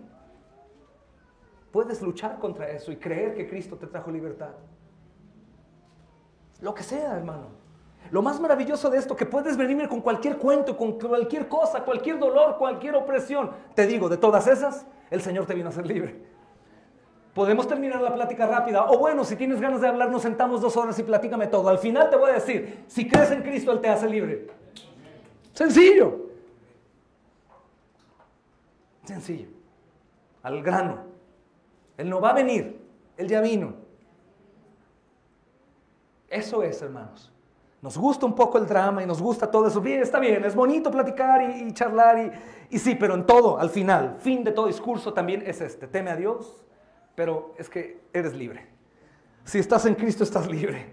Puedes vencer, puedes continuar, puedes perseverar, puedes emprender, puedes ir, puedes orar y ser escuchado, puedes leer la Biblia y crecer, puedes predicar a otros y ser salvados, puedes abandonar ese pecado cuando, hoy mismo. No es mañana, voy a estar intentando, a ver si poco a poco lavo mi pecado. Mi amado, te tengo muy mala noticia. Si tú quieres lavar tu pecado, ni con cloro lo puedes quitar. Pero si tú crees que Cristo lo llevó en la cruz, en este instante tú puedes, en arrepentimiento, apartarte del pecado. Porque Cristo vino a traerte libertad. Él es el amante y la luz de la libertad, decía el pastor Morrison. El amante y la luz de la libertad. Por eso, hermanos, dice en la última porción de este texto, vine a proclamar el año agradable del Señor. Todo tiene relación. ¿Se acuerdan de qué temporada estamos hablando? ¿El año del qué? Del jubileo. ¿Y qué había en el año del jubileo? Perdón de deudas. Por eso aparece justo en ese tiempo. Y esto parece describir justamente este año del jubileo. En el Antiguo Testamento aparece en Levítico 25, de 9 al 15, y los siguientes. Y en el año del jubileo, por supuesto que habían muchos tipos de perdón. Un perdón era de deudas, pero otro perdón maravilloso, hermanos, era la libertad para los esclavos. Imagínate, estaban esclavizados todos justamente, eran esclavos y era permitido. Y de pronto el amo llegaba y les decía, están libres. ¿Qué tipo de gozo le puede traer, niños? ¿Qué tipo de gozo, Matías? ¿Qué tipo de gozo, chicos? Le puede traer una persona secuestrada que de pronto alguien llegue y le dice, salte, estás libre. Imagínate el dolor de no estar con tu papá, con tu mamá, de estar ahí, vendado, oprimido, cautivo, con hambre, con frío, con calor, con miedo. Y de pronto alguien llega y te quita la venda, te quita las cadenas, te abre la puerta y te dice, vete, el camino está libre. No vayas con miedo porque todo está arreglado. Estos que te oprimían ya fueron llevados a prisión. Puedes salir tranquilo, corre o vete en paz, pero estás libre, estás libre. ¿Cómo sería tu sentir? Pues esta libertad es una libertad maravillosa, porque estabas secuestrado y eres ahora libre del secuestro, y no únicamente libre, sino también libertado del lugar en donde estabas ahí cautivo. Hermano, cáncer, no, el cáncer, en cuanto escuchas la palabra cáncer, una opresión llega al pecho, dices, ya me voy a morir, ya voy a morirme. Y el proceso, la quimioterapia, bla, bla, bla, ¡ay, Señor! Y de pronto el médico te dice en tu revisión de rutina, no sé qué pasó, pero no hay cáncer, estás sano. ¿Qué? Estás completamente sano. ¿Qué gozo vendría a nuestro corazón? Libre de cáncer, sano de cáncer, hermano. En Estados Unidos tocan la campana. Tin, tin, tin, libre, cancer free. Oh, hermanos, motivo de mucho gozo. ¡Qué alegría! Imagínate que de pronto estás en la cárcel porque mataste a alguien. Tal vez accidentalmente saliste de tu coche en reversa, no te diste cuenta. ¡Pum! Atropellaste a un niño y lo mataste, caray. Terrible dolor, porque yo no quería matar.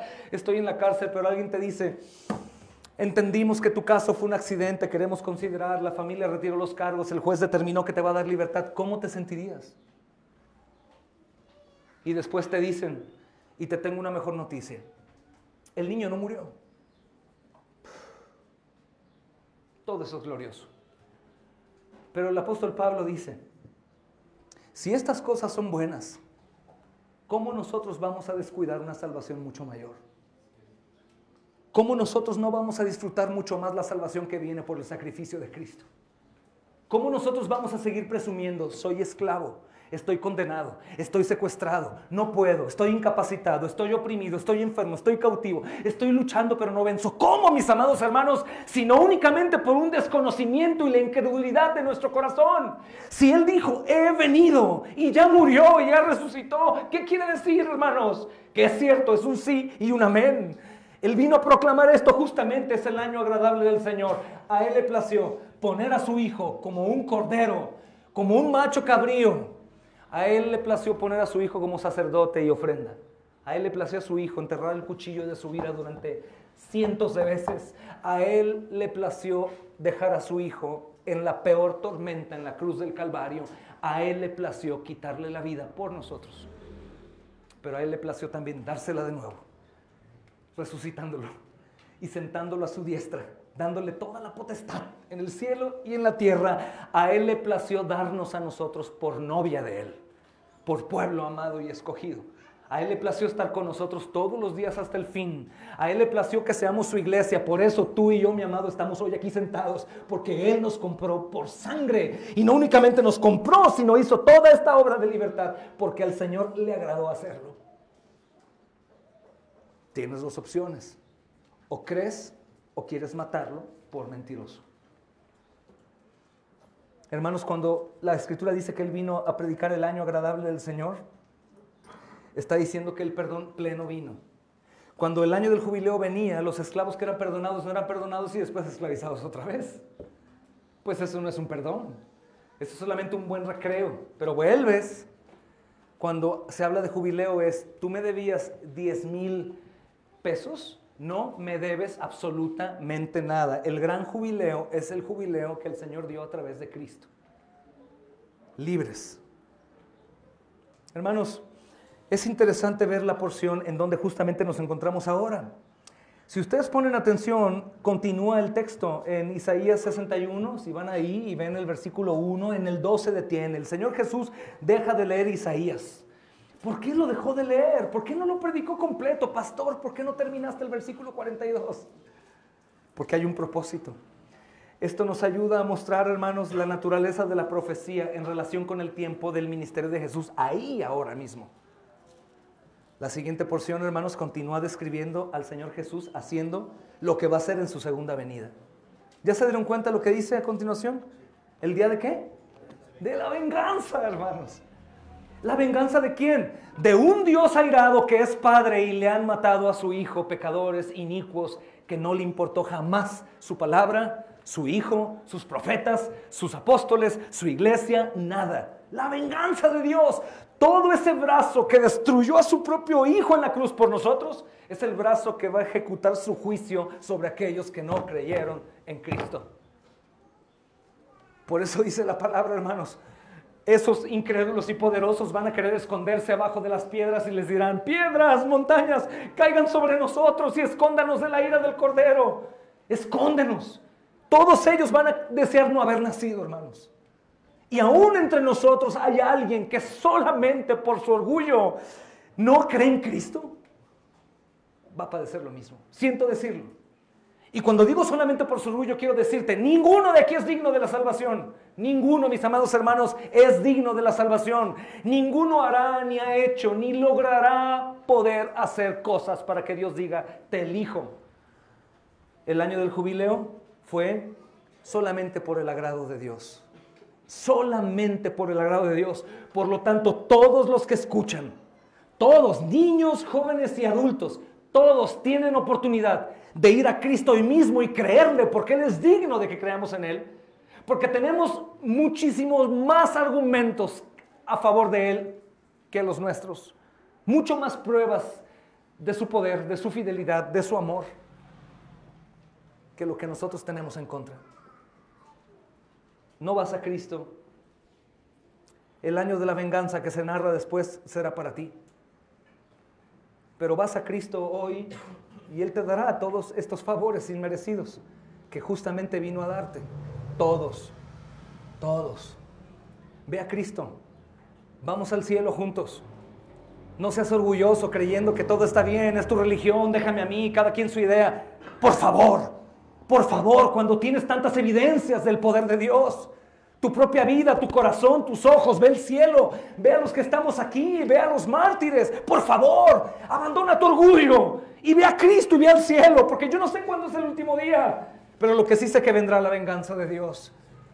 Y si Cristo sabía que Dios lo amaba, aunque lo aplastaba, y si Cristo sabía que el Padre lo iba a resucitar en 3 días, porque sabía que era fiel, y si Cristo sabía que iba a subir a la diestra del Padre, iba a gobernar por la eternidad, y aún así sudó como gotas de sangre en el Getsemaní, porque su cuerpo no resistió tal angustia, ¿qué será de ti? si no vas a Cristo y lo tienes como enemigo en lugar que como tu abogado defensor? Por favor, deja tu orgullo y entrégate a Cristo. Te lo ruego, deja tu orgullo y entrégate a Cristo. No quieres experimentar el día de la venganza del Señor. No quieres experimentarlo. Te lo aseguro. El Señor te recibe si lo buscas hoy mismo. Nadie va a buscarlo y Él le va a decir, no, eres demasiado malo. Él sabe lo que has hecho. Y aún así Él ha decidido pagar tu deuda. Te recibe, no solamente porque es bueno y te necesita, como algunos dicen. Te recibe porque Él te compró en la cruz del Calvario. Hermanos, el Señor Jesús vino a predicar libertad, a traer liberación, a proclamar el favor de Dios, hermanos.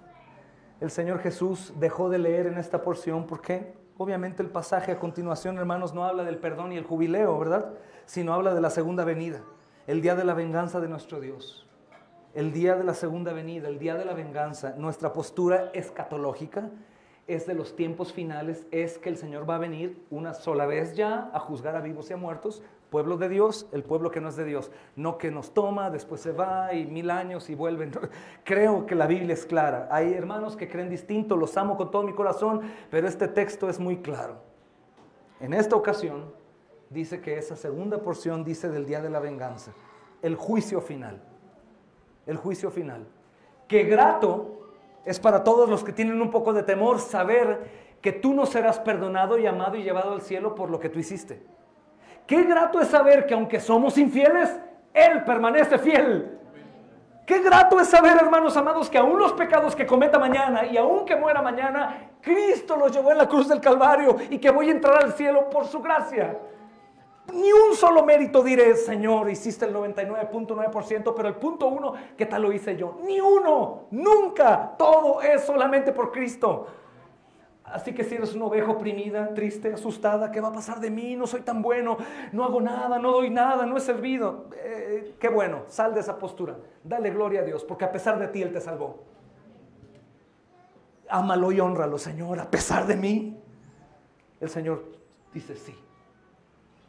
Ten paz, pero si estás en otra condición de soberbia, de orgullo, de incredulidad, que piensas que todo esto es una locura, bueno, qué locura tan lógica, qué locura, hermanos, tan increíble, que da testimonio la creación y da testimonio la cruz, da testimonio la era en la que vives. 2023, ¿después de quién? Después de Dios. ¿Después de quién?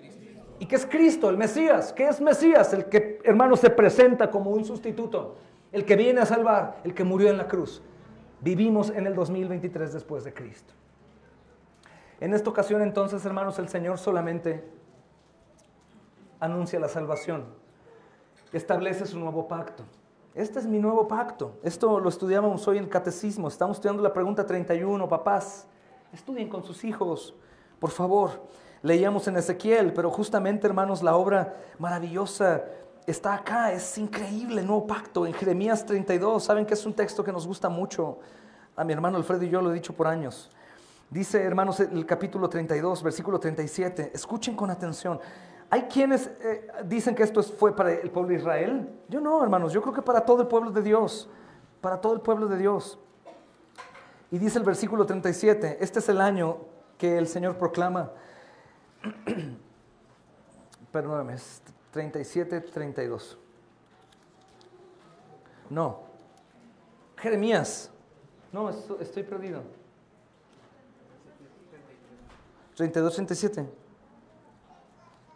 Me perdí por un momento. Sí, 32, 37, estaba bien. Dice, he aquí yo los reuniré de todas las tierras a las cuales los eché con mi furor. Se encuentran en esa condición. Imagínate el pueblo de Israel en ese entonces. Dice, con mi enojo e indignación. ¿Por qué están como están los hombres? Por pecadores. No, están así porque Dios los echó de su presencia. Por cuanto todos pecaron, destituidos, ¿verdad, hermanos? Dice, con mi enojo e indignación grande. ¿Dios se enoja? Oh, Dios está irado contra el pecador todos los días. Dice, y los haré volver a este lugar, y los haré habitar seguramente, y me serán por pueblo, y yo seré ellos por Dios, y les daré un corazón y un camino para que me teman perpetuamente, para que tengan bien ellos y sus hijos después de ellos. y haré con ellos pacto eterno. ¿Qué es el pacto eterno? No me volveré atrás de hacerles el bien. Y pondré mi temor en el corazón de ellos para que no se aparten de mí. Y me voy a alegrar con ellos haciéndoles el bien. Y los voy a plantar en esta tierra, en verdad, de todo mi corazón y de toda mi alma. Pues así ha dicho nuestro Dios. ¿Qué hicimos nosotros para eso, hermanos? Nada. Enrollando el libro el Señor. Imaginen la escena, niños. Terminó de leer el autor de la profecía, de inaugurar el nuevo pacto ahí, enrolla el libro, lo da al ministro y se sienta. Y los ojos de todos estaban fijos en él. Dice el texto. Y él comenzó a decirles, hoy se ha cumplido esta escritura delante de todos ustedes.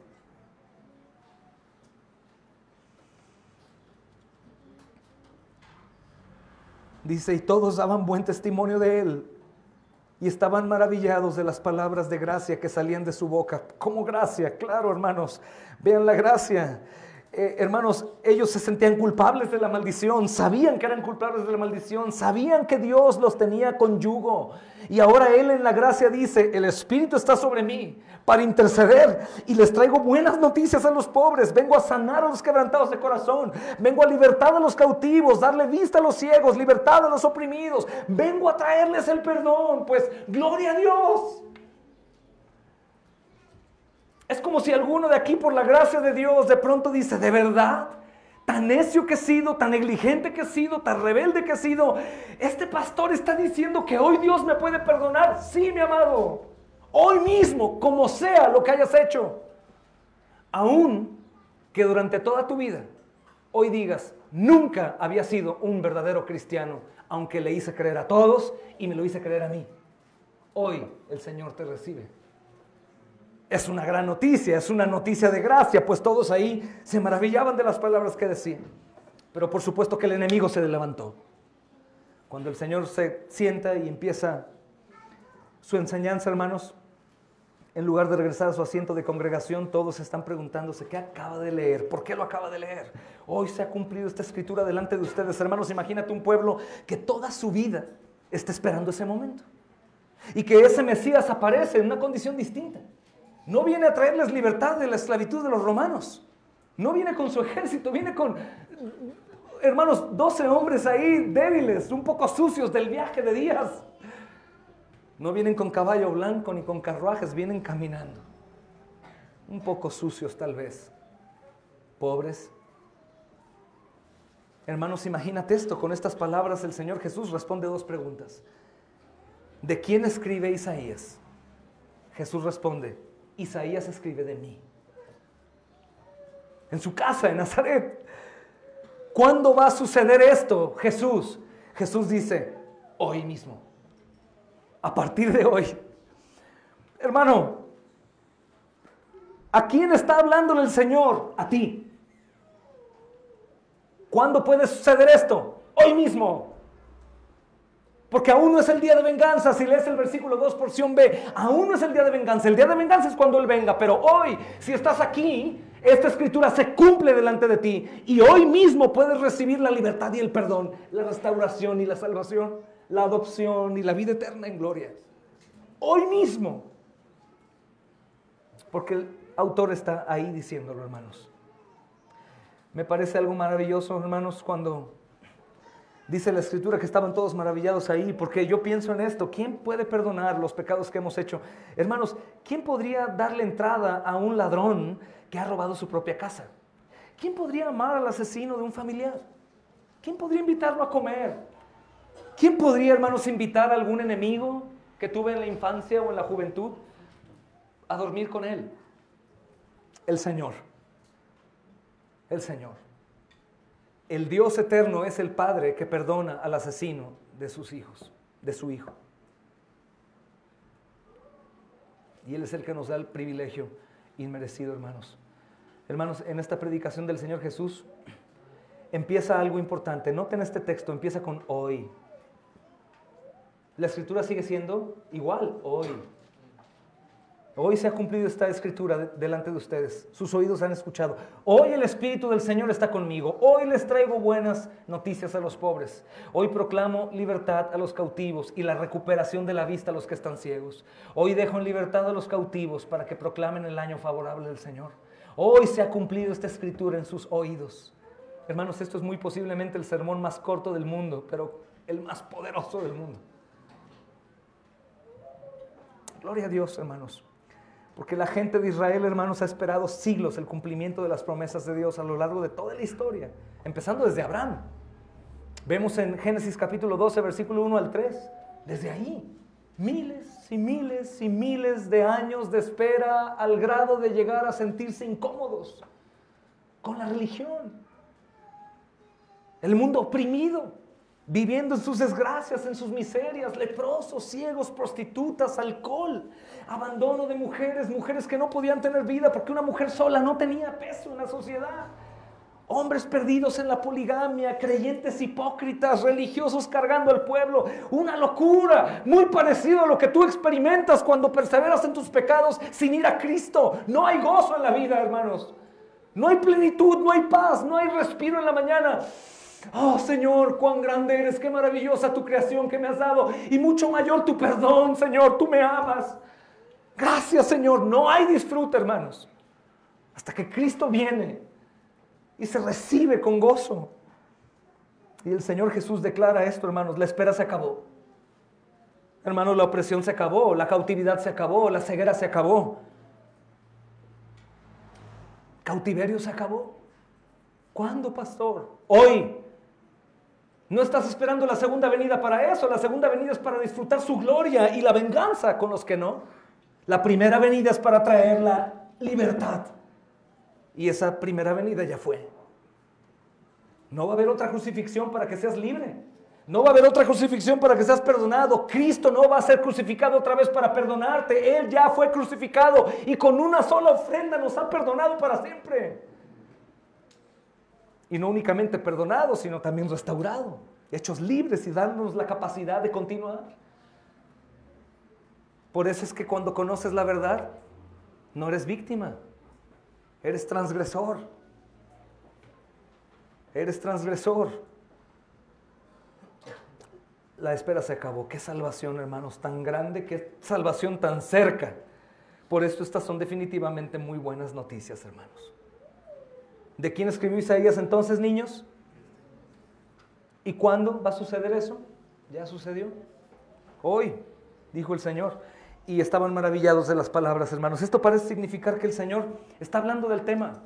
Está hablando de las cosas. Es un sermón, hermanos. Un sermón particularmente es importante que no es tan sistemático, no es todo acomodado. Un sermón fluye. Un estudio bíblico sí lleva A, B, C, 1, 2, 3, 4 en orden. Pero un sermón es espontáneo en ocasiones, después de haber meditado profundamente en tu estudio. Pues tal parece, hermanos, que el Señor del sermón... Hubo un príncipe de los predicadores que fue Charles Spurgeon. Este es el rey de los predicadores. Este es el Señor de la predicación. Es el sermón más glorioso, hermanos. Pero aún es increíble que aunque la libertad se exhibe delante de ellos, los hombres no la quieren. Y empezaron con: ¿y no este es el hijo de José? ¿Ya se dieron cuenta ahí en la Biblia? Versículo 22. Hermanos, la respuesta del Señor Jesús a continuación muestra que esto no fue un comentario imparcial. Después del asombro inicial, ellos de inmediato empezaron a resentir que alguien tan familiar como el hijo de José pudiera hablar con tanta gracia y afirmar que era el cumplimiento de esas extraordinarias profecías. Oye, a ver, espérame, qué predicación, qué temblor siento, qué palabras tan sabias, qué hombre tan íntegro, qué mirada tan limpia, pero ¿qué no es el hijo de José? Hermanos, eso pasa hoy con los profetas de Dios. Que este pastor no, que este hermano no era el que cayó en pecado hace poco. No hagas caso, los pastores así son. No, hombre, no le creas. Es el mismo espíritu de aquel hombre que es libertado o puede ser libre, pero él se autoesclaviza. Sal de la prisión, por favor. No. Yo me pongo mis cadenas y me quedo aquí. ¡Ey, sal! No, estoy bien. No creo que pueda ser libre. hermanos. Es increíble. No, este es el hijo de José, hermanos. Es imposible que predique con tanta gracia. Es imposible que afirme este cumplimiento. Es extraordinario esto como para que Él sea el cumplimiento. Y justamente, hermanos, Isaías, si me acompañan ahí, perdón por el tiempo, voy a terminar ya. Isaías, hermanos, 52. Miren qué interesante es esto. El versículo 15 justamente nos dice algo. Dice, hermanos, desde el versículo 14, se asombraron de ti muchos. ¿Qué no este es el hijo? Dice, de tal manera fue desfigurado de los hombres su parecer, sin figura de los hombres, por lo tanto los hombres pues dudaron en la cruz, ¿no? Esa es la pasión, pero desde ahí están así. Dice, la hermosura es menor que cualquier hijo de hombre. Esto es muy interesante. La Reina Valera no es muy clara aquí porque parece que es más hermoso. No, es menos hermoso. El contexto inmediato está en el versículo 14 al inicio, desfigurado de su parentesco. Después dice el versículo 15, así asombrará él a muchas naciones, los reyes cerrarán ante él la boca porque verán lo que nunca les fue contado y entenderán lo que jamás fue oído. Mira el versículo 53, capítulo 53 del 1 al 3, ¿quién crea nuestro anuncio? ¿Y sobre quién se ha manifestado el brazo de Jehová? Subirá cual renuevo delante de él y como raíz de tierra seca no hay parecer en él ni hermosura le veremos, mas sin atractivo para que le deseemos. ¿Este el hijo de José? ¿Qué razón va a traer este predicador? ¿O qué razón este pastor? ¿Qué va a servir la palabra, hermano? ¿Qué va a haber bueno en orar juntos? ¿Qué va a haber bueno escuchar la palabra? ¿Qué hay de bueno un sermón de 2 horas? Hermano, eso no sirve, eso no es, hermanos, es justamente una señal de la mucha necesidad que tenemos de alguien que haga la obra por nosotros. Nuestra condición es terrible. Aunque escuchamos de la palabra de Dios, nuestra condición es terrible. Mi corazón se opone, mi carne se cansa, mis ojos se distraen, mi mente piensa en otra cosa. Pero este hombre insignificante a los ojos de ellos, hermanos, dice el apóstol Pablo a los Corintios, capítulo 1, versículo 28, en su primera epístola, de lo vil del mundo y de lo menospreciado escogió Dios y lo que no es para deshacer lo que es. De lo vil y despreciado. Oh, hermano, que te sientes bien pequeño, que no tuviste la oportunidad de estudiar y ser alguien en el mundo. O tú, hermana, que estás así oprimida y como hecha a un ladito. O tú, joven, que has sufrido mucho por la opresión de tus papás y cualquier cosa, hermanos, en estos humildes y despreciados y autoproclamados miserables que están entre nosotros. Quiero decirte que es justamente de ahí donde el Señor saca para que Él brille y no el hombre. De lo peor, de lo despreciado, de lo miserable. De aquellos que estuvieron en las profundidades del pecado, que aún se daban vergüenza a sí mismos y que aún tienen temor de encontrar a alguien por ahí que pueda recordarles quiénes eran. De esos el Señor levanta para mostrar su gloria. Vasijas cuarteadas, imperfectas, para que la gloria sea de Dios y no de nosotros. Pero yo como, hermano, no, tú no, gracias a Dios. Como el Señor a través de ti. Bendito sea Dios, hermanos. Hermanos, en el versículo 23 solamente quiero leerlo. Él les dijo, sin duda van a decirme el refrán, médico, cúrate a ti mismo. De tantas cosas que hemos oído que se han hecho en Capernaum, a ver, haz también aquí en tu tierra. Y añadió, de cierto os digo que ningún profeta es acepto en su propia tierra, y en verdad les digo que muchas viudas había en Israel en los días de Elías, cuando el cielo fue cerrado por 3 años y 6 meses, y hubo una gran hambre en toda la tierra, pero a ninguna de ellas fue enviado Elías, sino a una mujer viuda en Sarepta de Sidón. Y muchos leprosos había en Israel en tiempo del profeta Eliseo, pero ninguno de ellos fue limpiado, sino Naam el sirio. Hermanos, quiero terminar con esto. A lo mejor los niños, algún joven, algún adulto dice, ¿qué quiere decir esto? Bueno, hermanos, número 1, que cuando él justamente está hablando, hermanos, de Elías, está hablando de que todas las viudas que estaban ahí sufriendo no recibieron la ayuda del Señor por falta de fe. Pero hubo una viuda que no era parte de ese pueblo, que estaba lejana justamente, y ahí Elías fue enviado, porque esta mujer era una mujer necesitada, que se proclamaba necesitada y que creyó. Que no hizo falta porción de pan, y comió ahí. También después habla, hermanos, justamente de los leprosos que estaban en Israel con el profeta Eliseo. En Israel, el pueblo. Pero ninguno fue limpiado, sino Naamán. ¿Naamán quién? El sirio. Caray, ¿por qué Naamán? Porque Naamán creyó. Porque se le dijo, ve ahí, haz lo que tienes que hacer. Y Naamán fue y lo hizo. ¿Y qué recibió? Salud. Pero eran pecadores. Tanto esta viuda como este hombre. Hermanos, opositores tal vez. Hermano, como tú y como yo, transgresores, no del pueblo Israel natal, ninguno de nosotros, sino gentiles. Conocedores de la verdad, pero no practicantes. Pecadores con conocimiento de culpa y de causa, hermanos.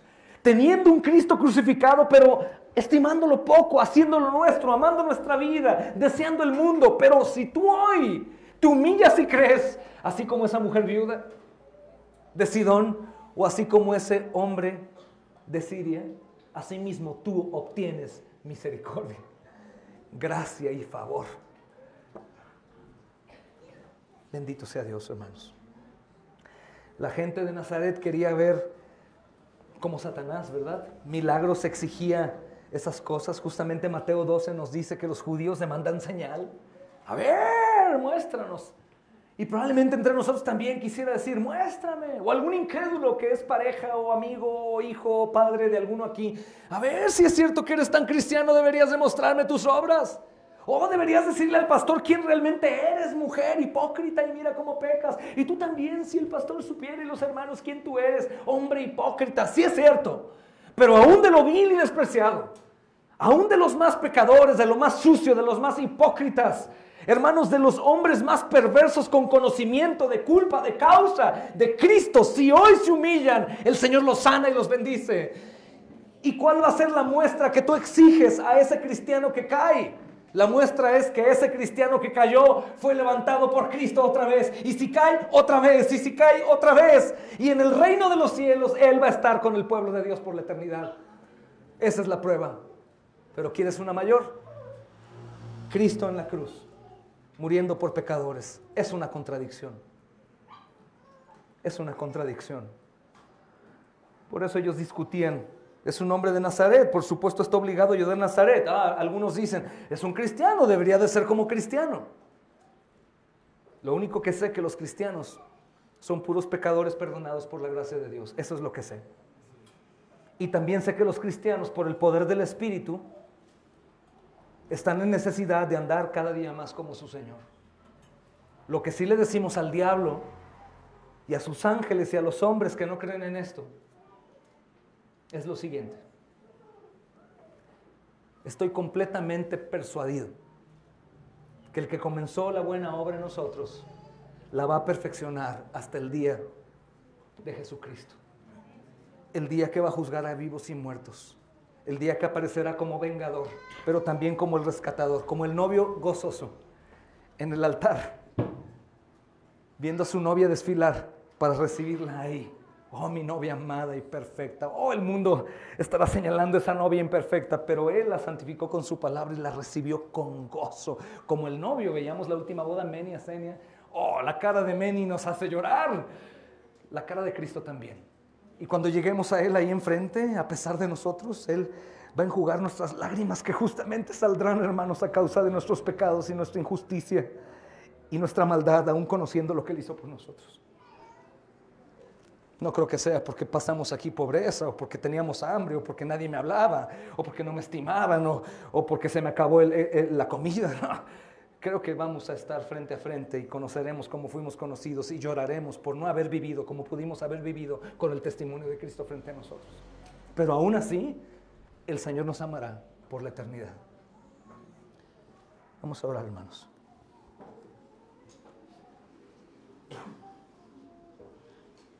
Gracias, Señor, por darnos el privilegio, mi Dios, de estar también, Señor, reunidos para recibir nuevamente, Señor, las noticias de tu obra gloriosa, Señor. Gracias, Padre Santo, Señor, por recordarnos que es una obra ya hecha, que es un ofrecimiento, Señor, ya vivo, activo para todos nosotros. Señor, ayúdanos a dejar de ver nuestras propias obras para descalificarnos, Señor, sino abandonando esto, ver las tuyas y hacernos aceptos en el amado. Y así vivir sabiamente, Señor. Te damos gracias por tu amor para con nosotros, tu palabra revelada y este precioso pasaje de una obra ya realizada, Señor. Te doy gracias porque en Cristo tenemos esta redención. Y la libertad es algo precioso, Señor, porque las personas a lo largo de la historia han orado, han luchado, incluso muerto por la libertad. Pero, Señor, la verdad es que tú has venido, Señor, a hacer una obra que ningún hombre podía hacer. Sabemos que todo aquel que hace pecado es esclavo del pecado. Pero también tu palabra, Señor, dice que esta creación que estaba cautiva, toda la creación en la esclavitud de la corrupción, ahora, Señor, en Cristo, los que son de Cristo han sido libertados del pecado y hechos siervos de Dios. Señor, esta esclavitud del pecado, la opresión, es terrible. Pero ahora, Señor, la esclavitud a Dios es libertad. Aun cuando parezca, Señor, contradictorio, tú eres el Rey soberano, Señor. Esta verdadera libertad, amado Señor, también nos anima porque sabemos que tú tienes la capacidad de doblegar mi voluntad a la tuya. Por lo tanto, amado Señor, podemos vivir en paz. Los esclavos del pecado no pueden hacer esto, Señor. Ni siquiera quieren hacerlo, pero nosotros en ti queremos, Señor. Hoy tenemos la oportunidad para demostrar nuestra sujeción a Cristo. Ayúdanos, Señor, para tener actitudes y acciones que hablen claramente de nuestro amor por nuestro libertador. Porque podemos, Señor, en Cristo podemos. Gracias, Padre, por tu evangelio. Gracias por recordárnoslo hoy. Gracias por los que hoy has llamado a salvación. Sería bueno que seas, Señor, pronto para verlos añadidos a la fe. Gracias por los que nos has recordado que no somos más esclavos del temor ni del pecado, sino que somos, Señor, libertados por ti. Gracias, Señor, porque eso nada y nadie lo cambiará. Solo lo olvidamos, Señor. Te alabamos, Señor, y te pedimos por todos los que son esclavos físicamente por causa de Cristo, para que ellos aún en eso disfruten su libertad que hay en ti, Señor, y que sean pacientes. Gracias por todo, mi Dios, hermano, Señor. Creo que vas a obrar en mis hermanos en todas las cosas que hoy hablamos, conforme a tu voluntad, Señor. Amén. Amén. Que la gracia del Señor, hermanos, sea con todos ustedes en casa. Paz de Cristo también, hermanos.